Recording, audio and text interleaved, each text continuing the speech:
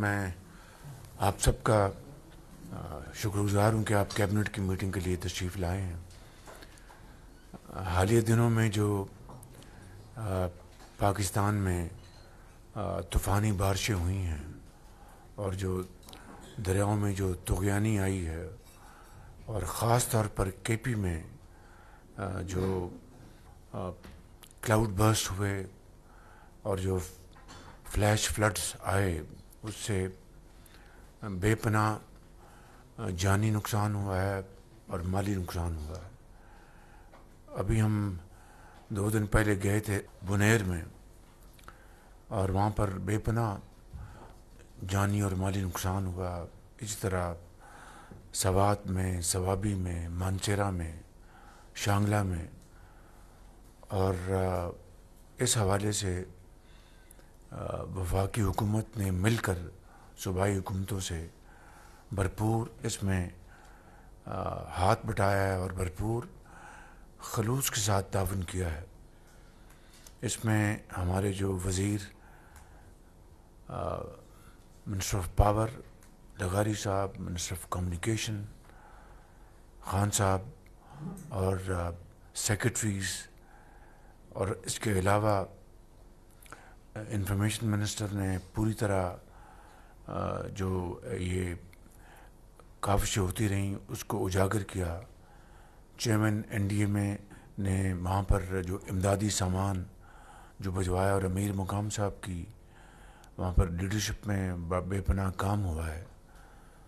کہنے کا مقصد یہ ہے کہ وفاقی حکومت نے، وزراء نے، سیکرٹریز نے، اور اس کے علاوہ جو متعلقہ جو آفیشلز ہیں، چیئرمین این ڈی ایم اے نے جو اس میں کاوشیں کی ہیں، میں آپ سب کا بے حد شکر گزار ہوں۔ مگر یہ کام ابھی جاری ہے۔ ریسکیو ایفرٹس آلموسٹ مکمل ہو گئیں، ریلیف ایفرٹس اور ریہیبلیٹیشن جب تک یہ مکمل نہیں ہوتا ہمیں چین سے نہیں بیٹھنا۔ میں نے جو پہلی جو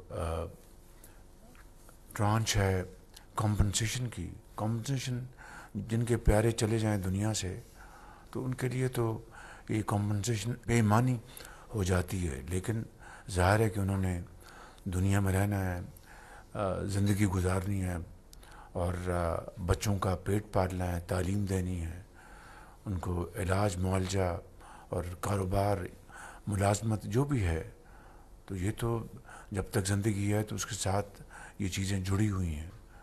تو میں سمجھتا ہوں کہ ان کے لیے ہمیں اپنا تعاون کرنا ہے، اور ہمارا جو پوری خلوص کے ساتھ بغیر کسی سیاست کے ہمیں یہ کام جاری رکھنا ہوگا جب تک کہ یہ اپنے اختتام پر نہیں پہنچتا۔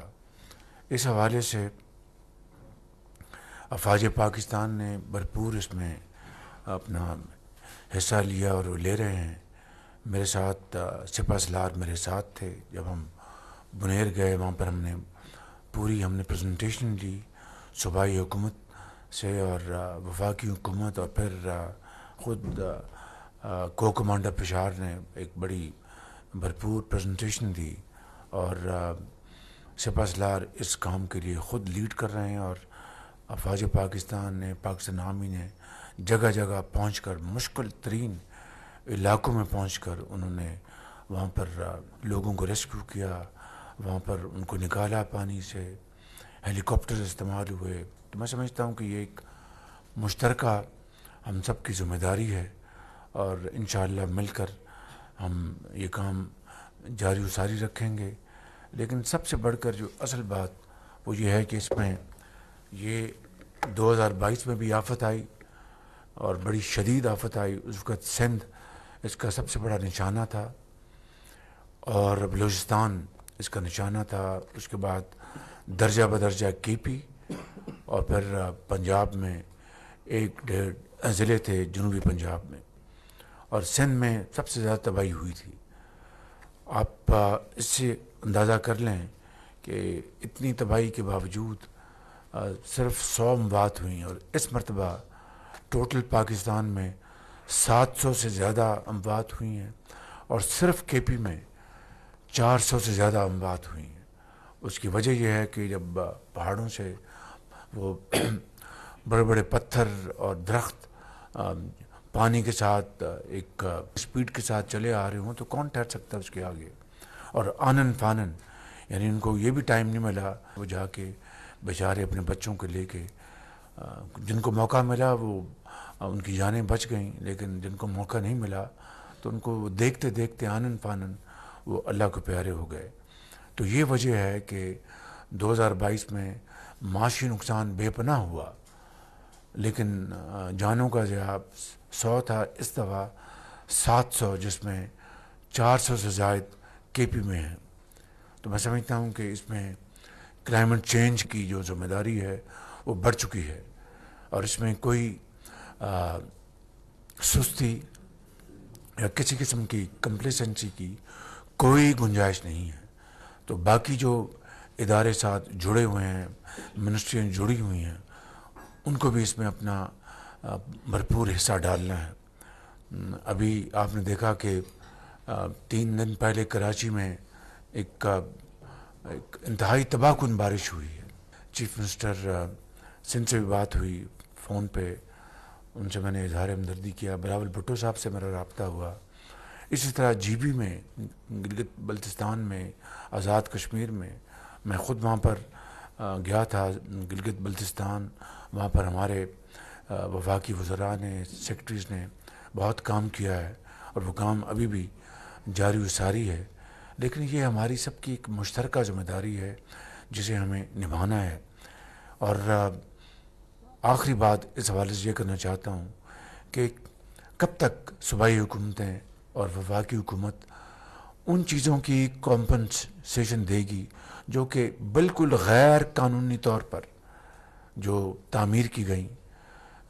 2022 میں نے خود یہ آنکھوں دیکھا حال میں بیان کر رہا ہوں آپ سے.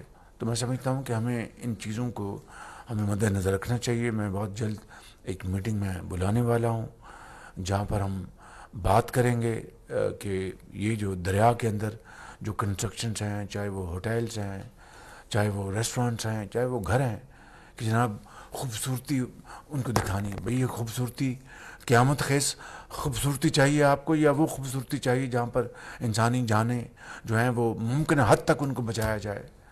تو وہ جو قوانین ہیں، وہ جو یہ فارمر چیف منسٹر بھی یہاں پر تشریف فرمائے ہیں کے پی کے، ان کو مجھ سے زیادہ بہتر پتہ ہوگا کہ گلیات وہ علاقے تھے جہاں پر کوئی ایک درخت نہیں گرا سکتا تھا. آج آپ گلیات چلے جائیں، بخدا دل خون کے آنسو روتا ہے کہ اتنی کٹائی ہوئی ہے، اتنی کٹائی ہوئی ہے.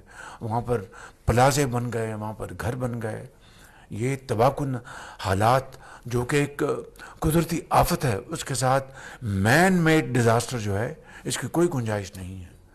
تو میں سمجھتا ہوں کہ اس کے لیے ہمیں مل کر بیٹھنا ہوگا، اس کے اوپر ہمیں سوچ بچار کرنی ہوگی. میں بہت جلد ایک آل پاکستان بیسس پہ ایک میٹنگ بلانے والا ہوں انشاءاللہ. یہ سارے ایشوز وہاں پر ہم ریز کریں گے. میں اس موضوع کے حوالے سے میں سردار صاحب سے گزارش کروں گا کہ وہ دعا فرمائیں. جو لوگ اللہ کو پیارے ہو گئے ان کے دعائے مغفرت. چین کے وزیر خارجہ تشریف لائے تھے پاکستان، پرسوں رات آئے تھے. ڈی پی ایم نے ان کو ریسیو کیا. کل ان کی وزارت خارجہ میں ان کی بھرپور میٹنگ ہوئی. پھر کل رات کو میرے پاس وہ تشریف لائے. بڑی کمپریہنسو ان کے ساتھ گفتگو ہوئی. چین پاکستان کی جو دوستی ہے ہر دن مضبوط ہو رہی ہے، اور پاکستان کی تاریخ میں جو چین نے پاکستان کے ساتھ ہمیشہ تعاون کیا ہے، ہمیشہ دوستی کا ہاتھ بڑھایا ہے، یہ اسٹریٹجک پارٹنرشپ ہے. میں اب چین جا رہا ہوں انشاءاللہ. وہاں پر ہماری ایس سی او کے علاوہ بائیلیٹرل میٹنگز ہیں ہماری، اور سی پیک 2 کا انشاءاللہ آغاز ہوگا. چین کے ساتھ پاکستان کے تعلقات وہ سدا بہار ہیں اور انشاءاللہ وہ بڑھتے رہیں گے. Thank you very much.